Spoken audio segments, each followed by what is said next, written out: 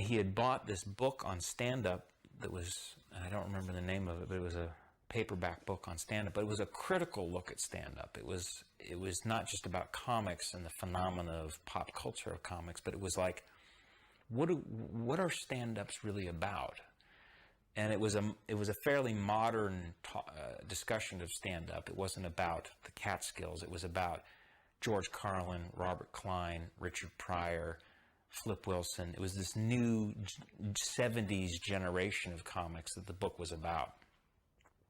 But I think the thing that really impressed Bill about it, because I think when Bill saw Woody Allen and saw that you could write jokes and entertain people, and he bought this book about stand-up, he realized that it was something you could do. It was a job. You could be a stand-up comic, and it really, really fired him up. And I think that this book helped him because the book was about not just stand-ups being funny, it was about the importance of stand-up. How stand-up was supposed to be something that shook you up. It was something that society asked you to do, that society cherished its funny people, that stand-up was the way we discharged what we were all feeling but couldn't articulate. And that stand-up was a way of popping the bubbles of the way people thought about things. People think about things encapsulated in these bubbles, and stand-up was the way you popped it with humor, and we all felt better.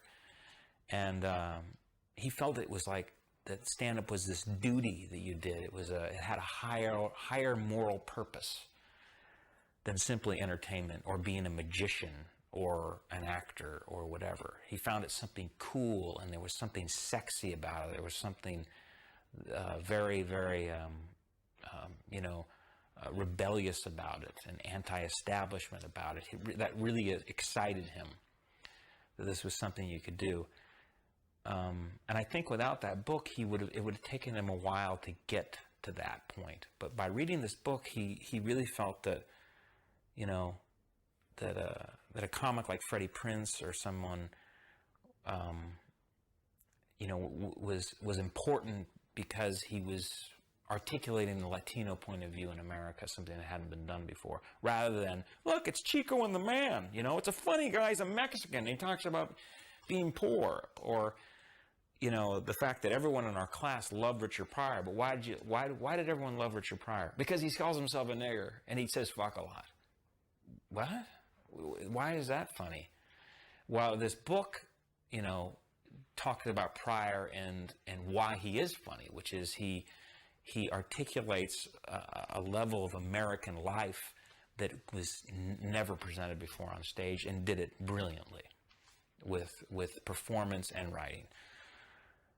So I think this book, and ironically, Bill kept the key to his briefcase in this book. So it was this very interesting thing that this was sort of the key to his whole humor. It was a very private and locked thing. It was very precious to him.